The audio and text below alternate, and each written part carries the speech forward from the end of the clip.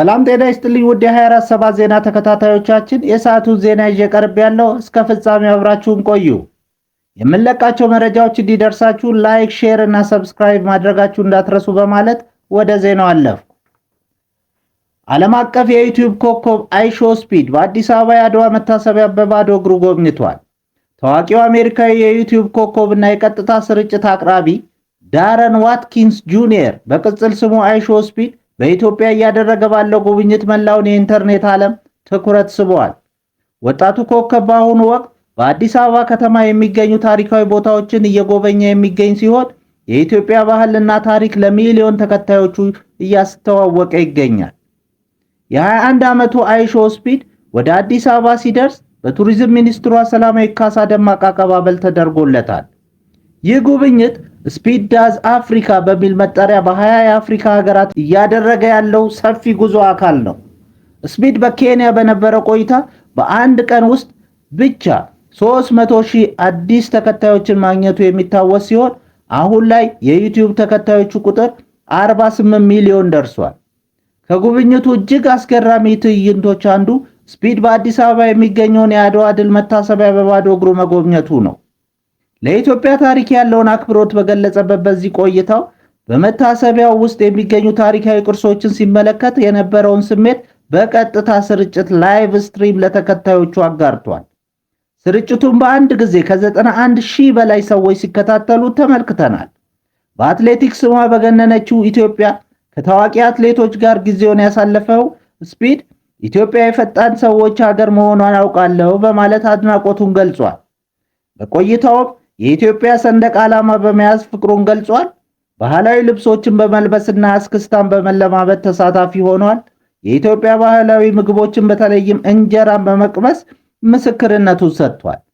በማህበራዊ ሚዲያ ከ60 ሚሊዮን በላይ አጠቃላይ ተከታዮች ያሉት የዚህ ወጣት ጉብኝት ለኢትዮጵያ ቱሪዝም ትልቅ ዕድል ተደርጎ ተወስዷል።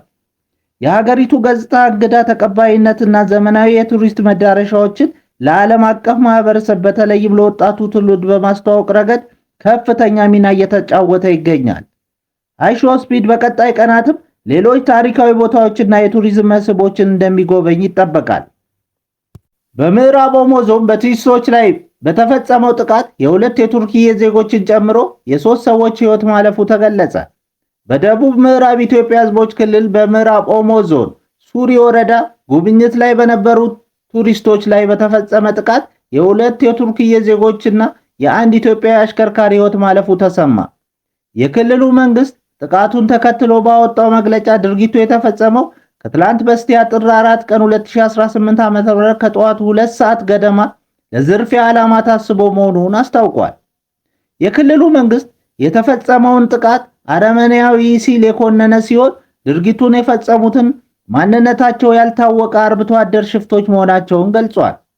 በመግለጫው ላይ እነዚህ የሰፈር ሽፍቶች ለዝርፊያ ሲባል ያደረጉት ድርጊት ክቡር የሆነውን የሰው ልጅ ሕይወት አጥፍተዋል ሲል የተሰማውን ጥልቅ ሐዘን ገልጾ ለሟች ቤተሰቦች መጽናናትን ተመኝቷል።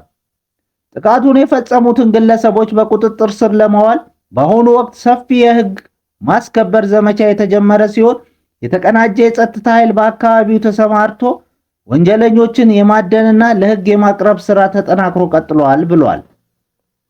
ከ1 ቢሊዮን ወደ 850 ሚሊዮን ዶላር የኢትዮጵያ የዩሮ ቦንድ እንዲቀንስ ስምምነት ተደረሰ።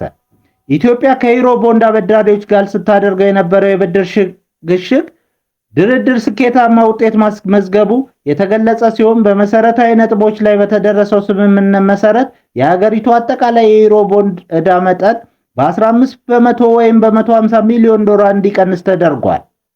ዓለም አቀፍ ጠበቆችን ቀጥራ ከአበዳሪዎች ጋር ስትደራደር የቆየችው ኢትዮጵያ የ1 ቢሊዮን ዶላር ዕዳ እንዲሸጋሸግላት ባቀረበችው ጥያቄ ላይ ስምምነት ላይ መድረሱን ይህም ለሀገሪቱ የፋይናንስ ዘርፍ ትልቅ እመርታ ተደርጎ ተወስዷል። በስምምነቱ መሰረት ዋናው የብድር መጠን ኤርኩ ተደርጎለት ወደ 850 ሚሊዮን ዶላር ዝቅ እንዲል የተወሰነ ሲሆን ይህ ዕዳ እስከ 2020 የኢትዮጵያ በጀት ዓመት ተከፍሎ እንዲጠናቀቅ ታቅዷል።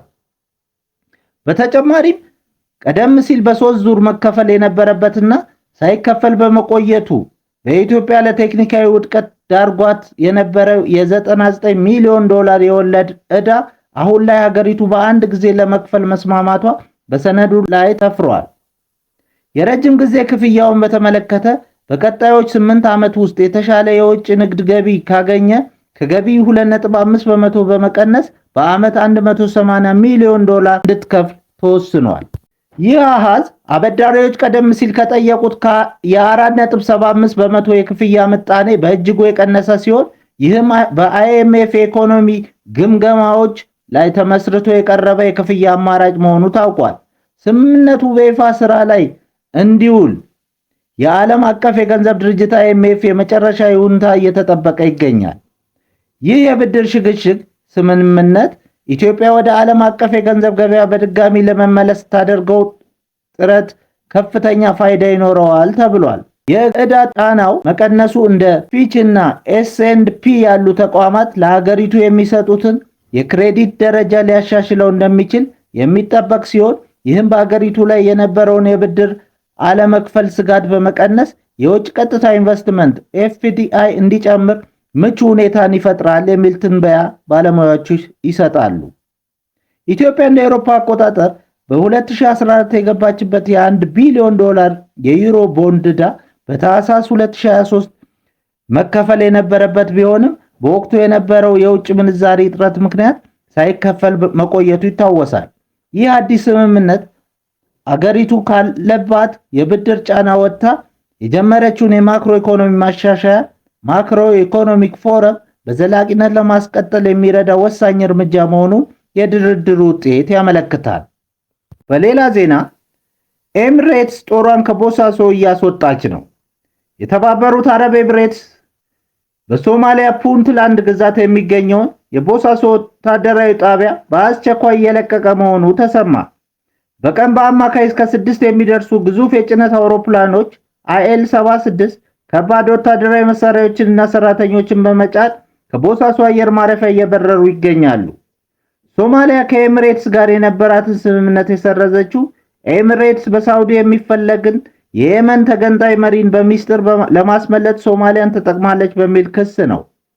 ኤሚሬትስ የቦሳሶ ወደብ ለሱዳን RSF ኃይል መሳሪያ ማስተላለፊያ እያደረገችው መሆኑን ቀደም ብሎ በምርመራ ተደርሶበት ነበር የሚል ውንጀላ ቀርቦባታል።